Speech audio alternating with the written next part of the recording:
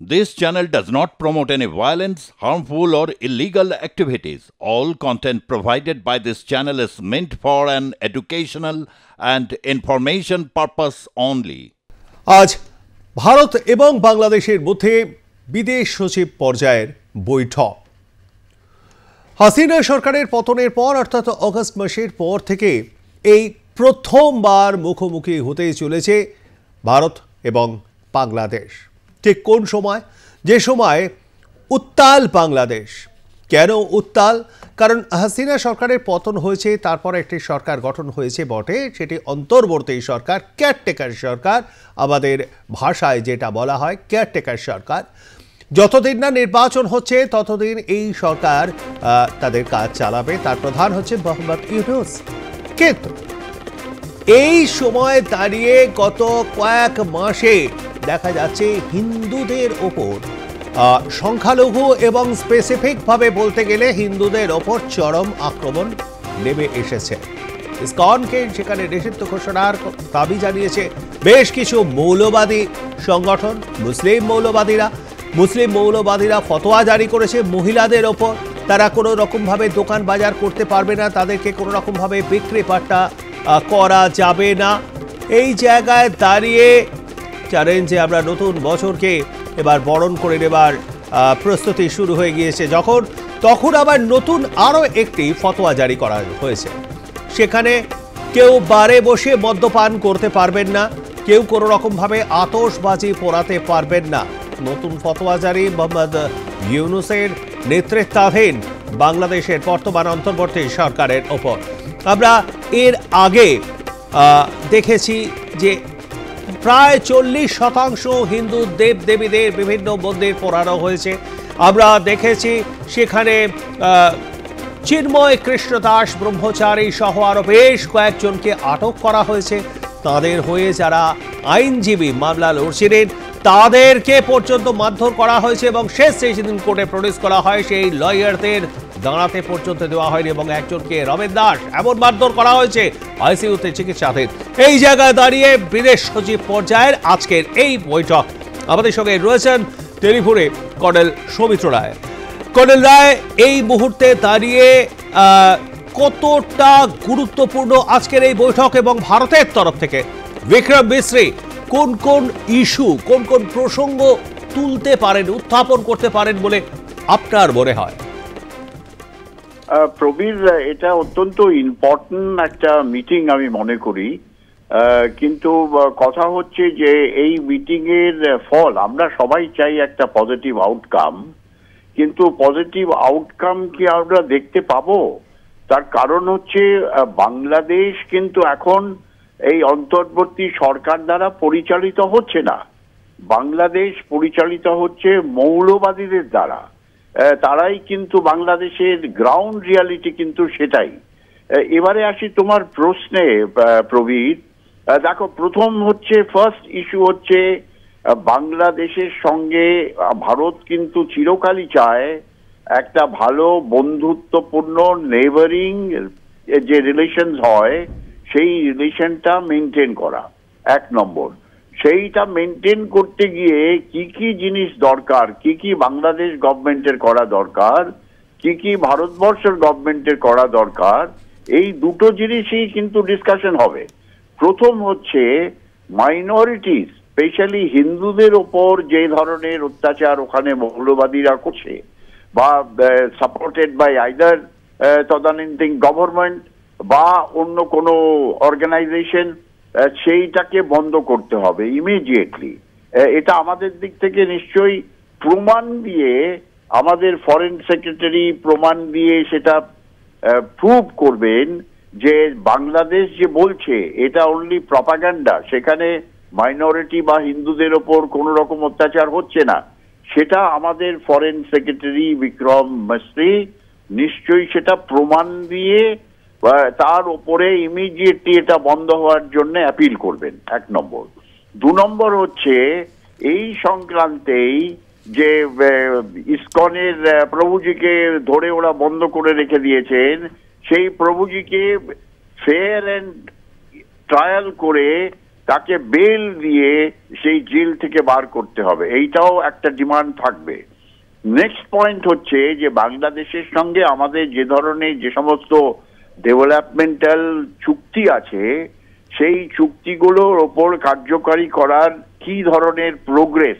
এখন এই গত কয়েক মাস ধরে সমস্ত কাজ যতদিন আমি জানি বন্ধ হয়ে আছে, সে পাওয়ার বলো, সে ওয়াটার বলো, সে ইনফ্রাস্ট্রাকচার ডেভেলপমেন্ট বলো, সে ট্রেড বলো, সেই যেই ধরনের যে অ্যাক্টিভিটিস গুলো বাংলাদেশকে আমরা সাহায্য করছিলাম সেইগুলো কিন্তু বাই অ্যান্ড লার্জ বন্ধ হয়ে আছে, সেইগুলোকে বন্ধ করতে হবে।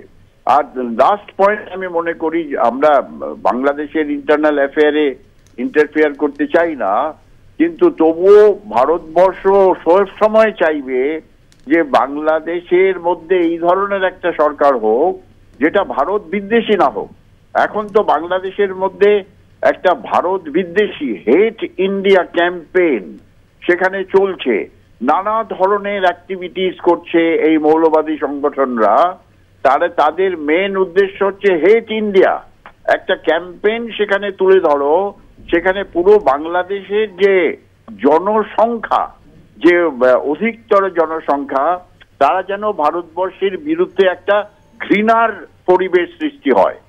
এইটাকে বন্ধ করার জন্য যা যা করা দরকার, এর মধ্যে কিন্তু মিডিয়ার অনেক এখানে অবদান থাকবে। আর শুধু তাই না, এই যে fake news, fake kind of video, এইগুলোকেও বন্ধ করতে হবে। আমার মনে হয় এটা অত্যন্ত গুরুত্বপূর্ণ একটা ডিসকাশন হবে দুটো দিকের থেকেই। বাংলাদেশ হয়তো চাইবে যে তাদের মধ্যে যে একটা পারসেপশন যে ভারতবর্ষ তাদের কন্ট্রোল করতে চাইছে, ভারতবর্ষ তাদের নিয়ে নেবে, ভারতবর্ষ তাদের আক্রমণ করবে, এই পারসেপশনটা কিন্তু আমাদের বিদেশ সেক্রেটারি ক্লিয়ার করে দেবে যে ভারতবর্ষের কোনোদিনই কোনো দেশের ওপর আক্রমণের কোন রকম কনসেপ্ট নেই। আমরা সবাই সঙ্গে এক হয়ে থাকতে চাই, বন্ধুত্বপূর্ণ পরিবেশ গড়ে থাকতে চাই। আর যারা বাংলাদেশের মতো ছোট দেশকে Bharatvarsha will go all out to help them to bring peace, to help them to develop their country. এইটা কিন্তু ভারতবর্ষের চিরকালই ভারতবর্ষের কনসেপ্টের মধ্যে আছে। আমি আরও একটা বিষয় জানতে চাইব কর্নেল রায়, প্রাক্তন সেনাকর্তা, বাংলাদেশের প্রাক্তন সেনাকর্তাদের একটি মিছিল সংগঠিত হয়, যে মিছিল থেকে আমাদের দেশের প্রধানমন্ত্রী, স্বরাষ্ট্রমন্ত্রীর বিরুদ্ধে মোহর মোহর স্লোগান ওঠে। শুধু তাই নয়, সেই মিছিল থেকে এই হুঁশিয়ারিও দেওয়া হয় আগামী 4 দিনের মধ্যে কলকাতা দখল করে নেবে, এবং ভারত কেন, আমেরিকা, অর্থাৎ ভারত তো কোন ছাড়, আমেরিকাও পেরে উঠবে না তাদের সঙ্গে ইনশাআল্লাহ বলে একটি তারা হুঁশিয়ারি দেয়। এই হুঁশিয়ারি প্রসঙ্গে কি বলবে? প্রবীর, আমার অবজারভেশন, দেখো আমি এটা দেখলাম, তোমরাও দেখিয়েছো, ইমেজগুলো আমরা দেখলাম যে সো কল্ড বাংলাদেশের এক্স সার্ভিসম্যান, তারা এই ধরনের একটা মুভমেন্ট, খুব বেশি লোক ছিল না, কিন্তু তবুও এরা যে ধরনের আর্মি রেজিমেন্টাল ক্যাপ ইত্যাদি পড়েছিল, সেগুলো দেখে মনে হয় না যে এরা একটা যে রেগুলার এক্স সার্ভিসম্যান। আরেকটা কথা হচ্ছে, দেখো এক্স সার্ভিসম্যান বাংলাদেশের, এদের কিন্তু দুভাবে আমরা বিভক্ত করি। আমরা যদি বিভক্ত করি, একটা হচ্ছে 1971 সালে যুদ্ধের সময় বা 71 সালে যুদ্ধের আগে পাকিস্তান সেনাবাহিনী থেকে যেই অফিসার বা যেই জেসিও বা যেই জওয়ান বা নেভির যারা অফিসার জেসিও জওয়ান, এয়ারফোর্সের কিছু অফিসার জেসিও জওয়ান, যারা পাকিস্তান সেনাবাহিনীর রেগুলার আর্মির ছিল, তারা ডিফেক্ট করে আমাদের কাছে এসে সারেন্ডার করেছিল। সারেন্ডার করে তারা বলেছিল, আমরা বাংলাদেশে আমাদের ফ্যামিলির ওপরে বাঙালি মুসলমানদের ওপর অত্যাচার করছে পাঞ্জাবি মুসলমানরা, আমরা এদের প্রতিশোধ নিতে চাই, আর আমাদের আপনারা হেল্প করুন।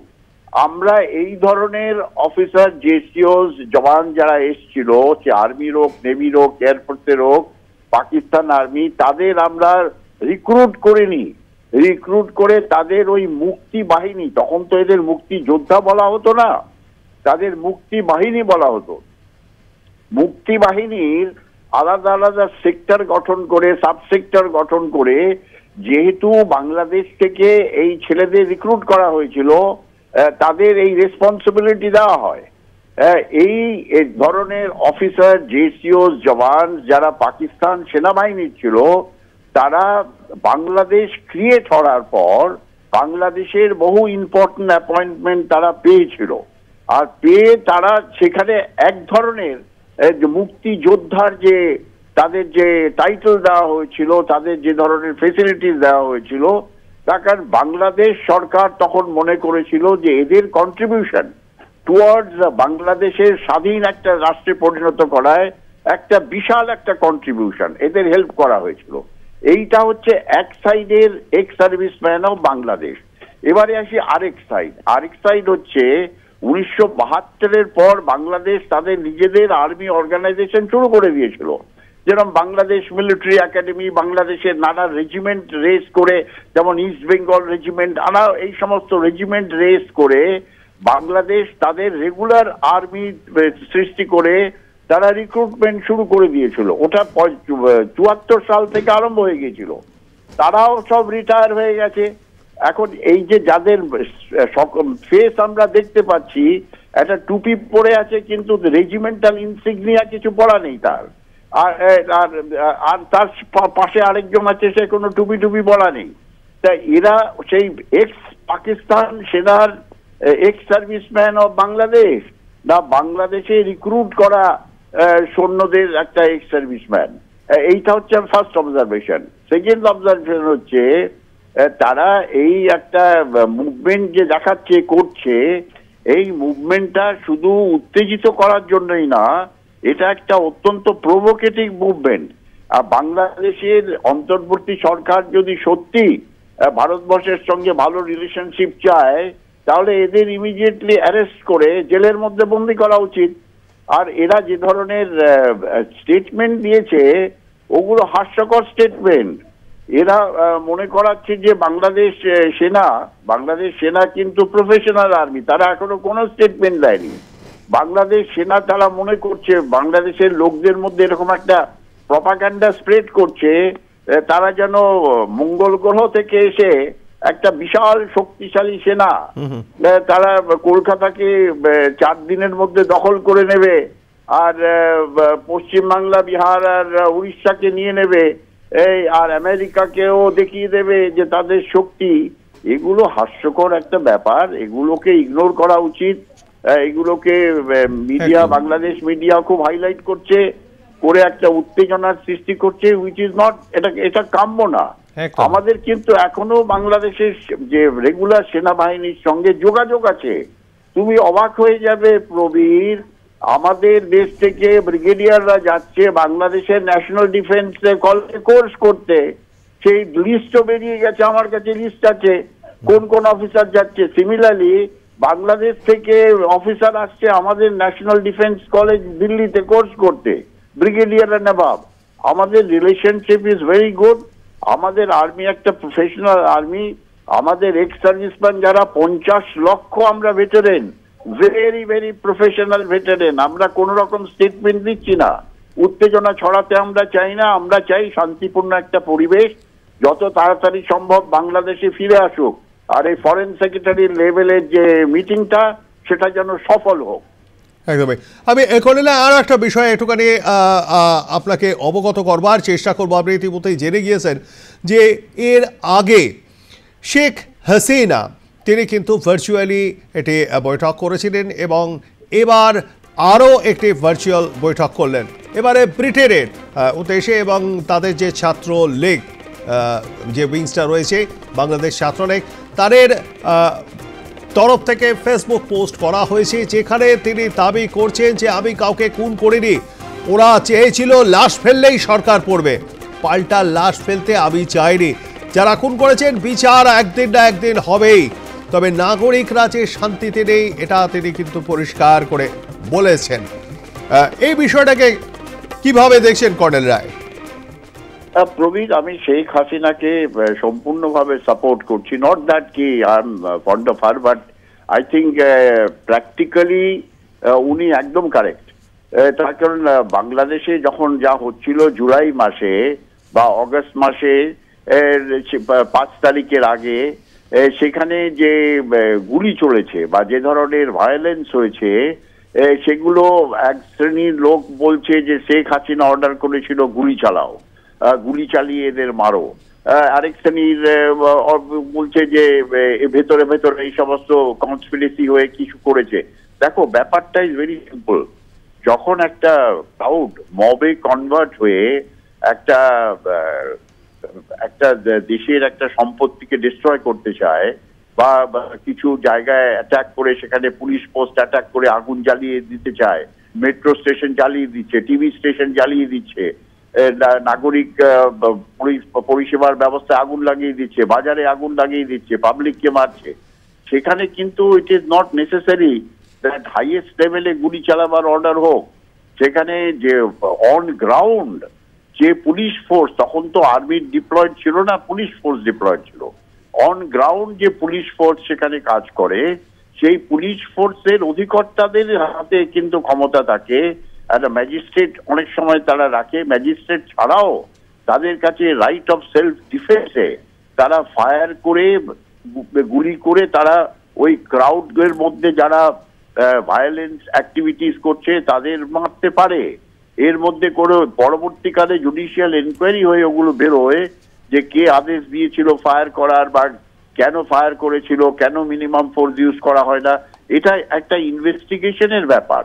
আর আরেকটা জিনিস, প্রবীর একটু সময় আছে আমি বলি, জয় বাংলা কথাটা নিয়ে একটা কন্ট্রোভার্সি হচ্ছে। শোনো, জয় বাংলা কথাটা অত্যন্ত একটা ইন্টারেস্টিং ব্যাপার। অনেকে বলছে এটা একটা salutation like Jai Hind, which is wrong. দেখো, প্রত্যেকটা সেনাবাহিনীর মধ্যে, যেমন ভারতের রেজিমেন্টের মধ্যে আমাদের একটা ওয়ার ক্রাই থাকে।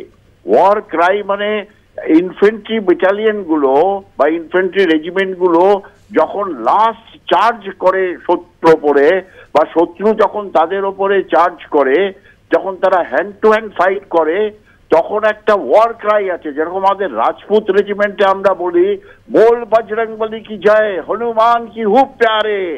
গুর্খা রেজিমেন্টরা বলে আয়ো গুর্খালি বলে কুকরি বার করে তারা চলে যায় শত্রুর ওপরে। মারাঠাসরা বলে জয় ছত্রপতি শিবাজি মহারাজ কি জয়। তাই এই ধরনের একটা ওয়ার ক্রাই যখন মুক্তি বাহিনী সৃষ্টি করছিলাম আমরা, বা আমরা হেল্প করছিলাম, তাদেরও একটা ওয়ার ক্রাই চেয়েছিল তারা। সেই ওয়ার ক্রাইটা হচ্ছে জয় বাংলা। মুক্তি বাহিনী যখন ভারতীয় সেনার সঙ্গে এক হয়ে পাকিস্তানি সেনাদের আক্রমণ করত, কয়েকটা জায়গায় তারা করেছে বাংলাদেশে, ইস্ট পাকিস্তানে, তারা ওই ওয়ার ক্রাই দিত জয় বাংলা বলে, তারা সেই ঝাঁপিয়ে পড়তো পাকিস্তানি সেনাদের ওপর। এটা কিন্তু জয় বাংলা কথাটা একটা স্যালুটেশন না like Jai Hind. Jai Bangla is a war cry, যেটা এখন চেষ্টা করছে এটাকেও চেঞ্জ করে দাও, এই জয় বাংলাকে ভুলিয়ে দাও। এইসব ব্যাপারগুলো পারসেপশনের ব্যাপার, অনেকে কিছু জানে না, উল্টো পাল্টা খবর ছড়াচ্ছে। আমার আরেকটা রিকোয়েস্ট, তোমাদের channel is the only channel যারা নিউট্রাল হিসেবে খবর পরিবেশ করছে, উইচ ইজ ভেরি ক্রেডিটেবল। একদমই তাই কর্নেল রায়। আমার মনে হয় কিছু মৌলবাদী মানুষ ইতিহাসকে মুছে ফেলবার চেষ্টা করছে, কিন্তু ইতিহাসকে এত সহজে মুছে ফেলা যায় না। কারণ এই ভাষার জন্য আমরা লড়াই করেছিলাম। বিশ্বের ইতিহাসে আজ পর্যন্ত নিজের মাকে ফিরিয়ে দাও বলে এই স্লোগান তুলে কোনো আন্দোলন সংগঠিত হয়নি। এই পূর্ব পাকিস্তানের তদানীন্তন শাসক দলের বিরুদ্ধে লড়াই করেছিল যারা, এই রফিক বরকত, তাদের কিন্তু রক্তে রাঙা হয়ে গিয়েছিল। সেই দিনটি আমরা কিন্তু ভুলতে পারি না। সেই ইতিহাসকে মুছে ফেলার কেউ চেষ্টা করলেও কিন্তু বিষয়টা এত সহজ হবে বলে মনে হয় না। অসংখ্য ধন্যবাদ আমাদের সঙ্গে থাকবার জন্য। কর্নেল রায় কথা বলছিলাম প্রাক্তন সেনাকর্তা কর্নেল সৌমিত্র রায়ের সঙ্গে।